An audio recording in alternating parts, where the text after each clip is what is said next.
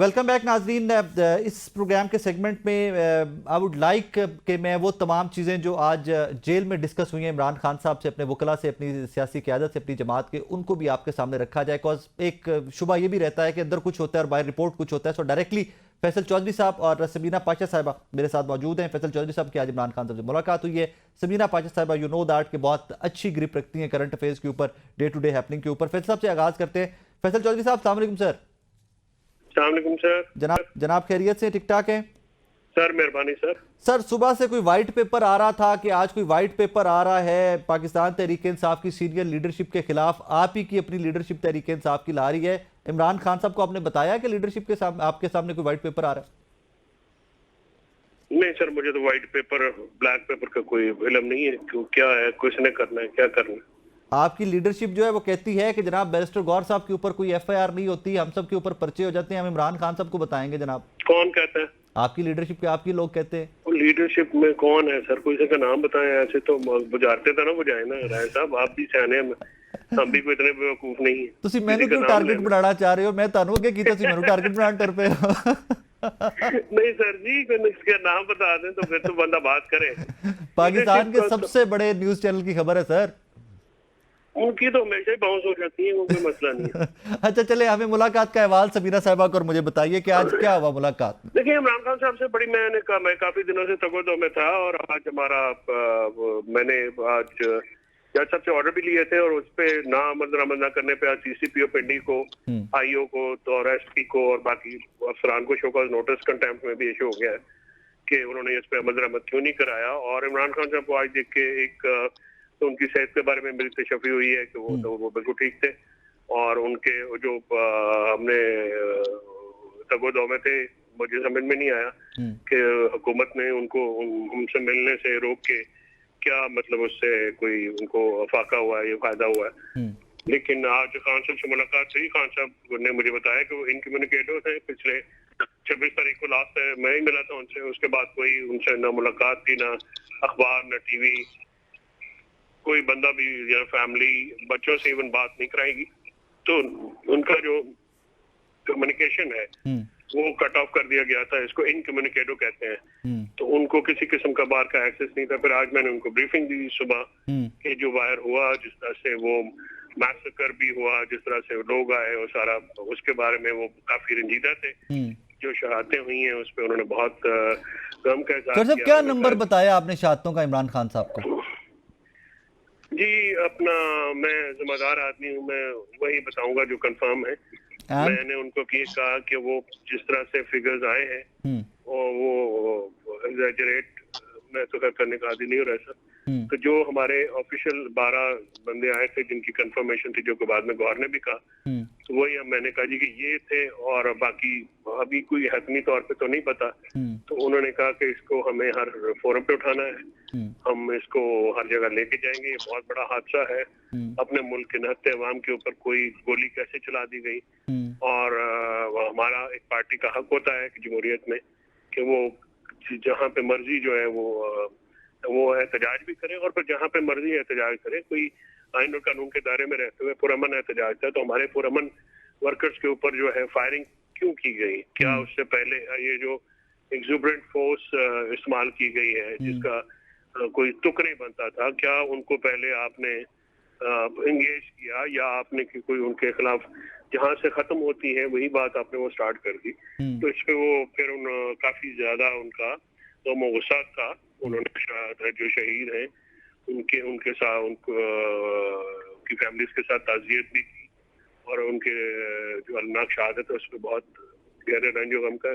चौधरी साहब, बुशरा बीबी साहिबा और अली बिन गंडापुर साहब के इख्तलाफात लेकर 24-25 से लेकर ये खबरें थ्रू आउट तकरीबन हर हेडलाइन हर न्यूज चैनल की हैं, उसके वो भी अंडर डिस्कशन आया टॉपिक क्या इमरान खान के साथ आपका? नहीं, उन्होंने अपना जो बुशरा बीबी, अली अमीन और उमर अयूब और समेत जितने भी दोस्त वहां पे पहुंचे उनको खराज तहसीन उन्होंने पेश किया। उन्होंने कहा कि बुशरा बीबी घरेलू खातून है, इसके अलावा इसके घरेलू खातून होते हुए और वो बाहर भी नहीं निकलती हैं। इसके बावजूद उन्होंने जो प्रोटेस्ट लीड किया और लोगों को वो डी चौक पे लेके पहुंची हैं, इम्पैक्ट किया, क्रिएट किया। लेकिन जाहिर है जब स्टेट ऑपरेशन इस मसला जो है लेवल का आ जाए कि स्ट्रेट फायर ही मार दें। तो फिर अली अमीन को उन्होंने बहुत अप्रिशिएट इसलिए किया उन्होंने, क्योंकि बीबी वहां से जाना नहीं चाहती थी डी चौक से, तो उन्होंने कहा कि नहीं, उनको अली अमीन ने बिल्कुल ठीक किया, उन्होंने रेस्क्यू किया। और बहुत जो बाकी जो दोस्त हैं हमारे, उनको जो है वो अपना कहा कि आप जो है ये पार्टी को हिदायत की है कि शोहदा की फैमिलीज के पास जाएं। डॉक्टर साहब आप प्लीज मेरे साथ ही रहिएगा इस सेगमेंट में, आपने मेहरबानी करनी है, आप हमारे साथ ही रहिएगा। मैं जरा समीना पाशा साहिबा को भी शामिल गुफ्तगू करने। समीना साहिबा, हम तो डेली ये डिस्कस करते आए हैं, सुनते आए हैं कि जनाब इख्तलाफात बहुत हैं, बुशरा बीबी साहिबा, अली अमीन गंडापुर साहब को लेकर इख्तलाफात बढ़ गए। आज ये जो एक स्टेटमेंट है जो फैसल चौधरी साहब बता रहे हैं हमें कि जिन्होंने तो खिराज तहसीन पेश किया और अली अमीन गंडापुर साहब को भी अप्रिशिएट किया है कि वो बुशरा बीबी साहिबा को लेकर वहां से चले गए अली अमीन गंडापुर साहब, तो फिर वो सारी खबरें, वो सारी तजज़िये हमारे कहाँ पर रह गए? अच्छा, मैं समझती हूँ कि इस मामले के ऊपर मेरा तो वैसे शुरू से यही मौक़िफ़ था कि दोनों अपनी अपनी जगह दुरुस्त हैं। बीबी साहिबा का ये इंसिस्ट करना कि वो वहीं पर रहेंगी, कारकुनों के दरमियान रहेंगी, उनका यही कहना बनता था कि कम से कम जो वो ये कह के कमिटमेंट करके कारकुनों के साथ आई थी कि मैं आखिर तक खड़ी रहूंगी, तो उन्होंने ज़ाहिर इसी बात पे इंसिस्ट करना था। और इस मौके पे अली अमीन गंडापुर साहब की भी यही जिम्मेदारी बनती थी कि भले वो इस बात पे इंसिस्ट कर रही थी, लेकिन वो उनको रेस्क्यू करते। और वो अली अमीन गंडापुर साहब जो ये बात कहते हैं कि वो क्या मुंह दिखाते अपने चेयरमैन को कि अली अमीन गंडापुर जो है वो खुद इधर उधर हो गया या वहां पे मौजूद भी रहा, लेकिन बुशरा बीबी साहिबा को गिरफ्तार करा दिया या खुदा न खास्ता उन्हें कोई नुकसान पहुंचता।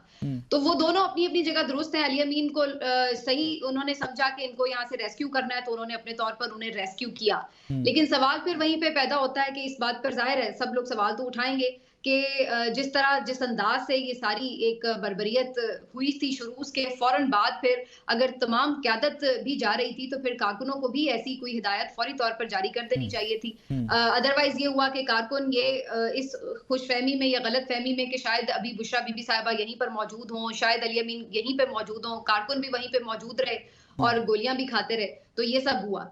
लेकिन एक चीज जो एक सवाल बाकी है वो मैं जरूर फैसल चौधरी साहब से पूछना चाहूंगी कि चलिए ये तो समझ में आ रहा है कि उन्होंने गमो गुस्से का रंज का इजहार भी किया, उसके बाद उन्होंने अली अमीन गंडापुर या बुशरा बीबी साहिबा को सराहा क्योंकि वो लोग वहां मौजूद थे। लेकिन क्या वाकई ये बात भी दुरुस्त है कि उन्होंने पंजाब की क़यादत को भी खराज तहसीन पेश किया? क्योंकि बैरिस्टर गौर साहब हमें ये बता रहे हैं कि पंजाब की क़यादत को भी उन्हें खराज तहसीन पेश किया। तो ये सवाल जी फैसल साहब, समीना साहिबा ये पूछना चाह रही हैं, प्लीज एड्रेस कर दीजिएगा। फैसल साहब।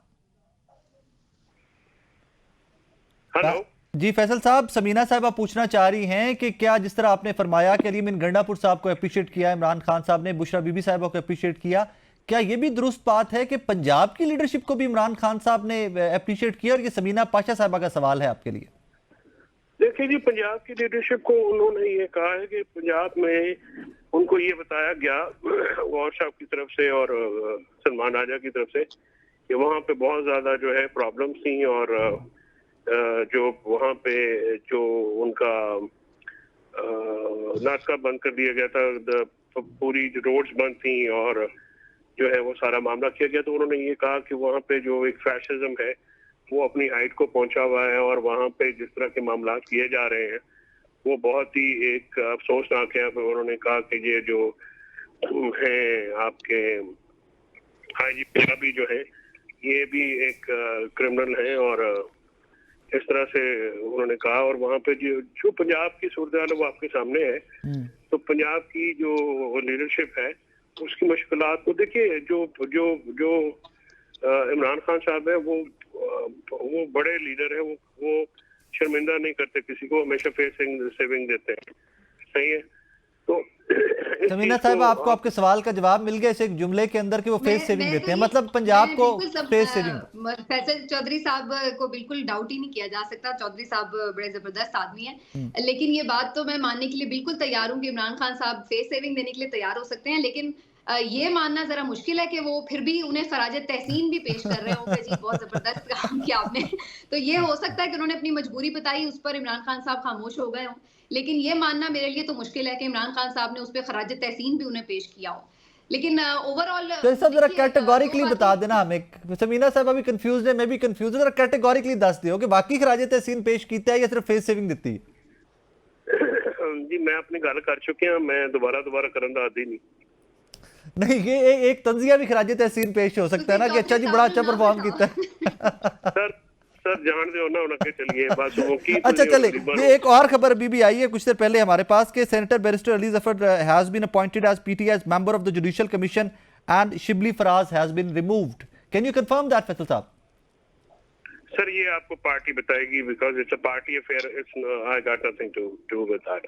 अभी ये ऑफिशियली मतलब अनाउंस नहीं किया गया? ये तो पार्टी ने करना ना चाहिए, अगर जो भी करना है वो उनका। आई थिंक वो एक इशू तो है अपना शिबली साहब का और वो उमर अयूब साहब के, उनके ऊपर लिटिगेशन, वो क्रिमिनल काफी ज्यादा हो गए हैं, पर्चे वर्चे। तो वो काम भी नहीं कर सकते, उस तरह परफॉर्म नहीं कर पा रहे वो। हाँ वो काम भी नहीं कर रहे। All right. नाज़रीन, एक छोटा सा ब्रेक लेना है मुझे, मेरे साथ रहिएगा।